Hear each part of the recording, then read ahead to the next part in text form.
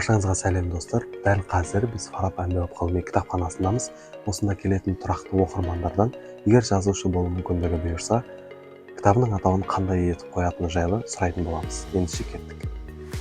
Мен егер жазушы болсам, кітаптың атын «Мидың күші» деп қояр едім.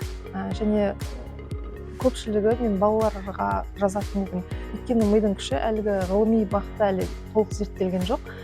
Балаларды сендіретін едім, сендердің миларыңның күші өте керемет, сендер күшті жетістіктерді бағындырасыңдар деп қояр едім. Маған егер жазушы мүмкіндігі беретін болса, менің ең алғаш жарық көретін кітабымның аты мүмкін менің бақытты балалық шағым болар деді.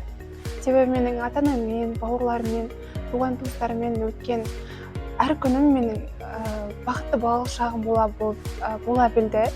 Себебі олармен өткен өте көп қызықты жайттар бар менің басымнан өткен.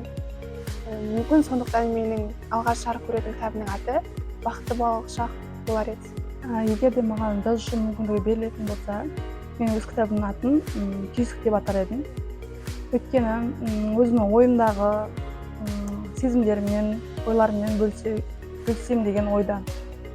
Өзімнің ішкі ойымды жеткізе аламын деп ойлаймын. Егер маған жазушы болу мүмкіндігін беріп жататын болса, мен уақыт пен денсаулықтың қадірі деген тақырыпты алар едім және кітабымның атын солай қояр едім. Неге? Өйткені уақытта денсаулық та өз кезінде пайдаланбаса, екеуі де өтпейтін нәрсе. Жастық шақ енді барлығы уақытқа байланысты ғой. Денсаулықта сол мағынада келеді. Денсаулықтың қадірін білмесек, уақыттың қадірін білмесек, барлығы өтіп келеді. Сондықтан сол тақырыпты мен негізге алып отырып шығарар едім кітабымда. Осымен біздің сауалнамамыз өз мәресіне жетті.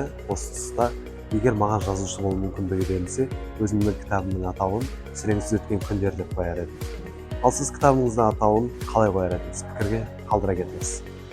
Сіздермен бірге болған мен Құдайбергенов Мұхаммед, арнайы оқырман үшін.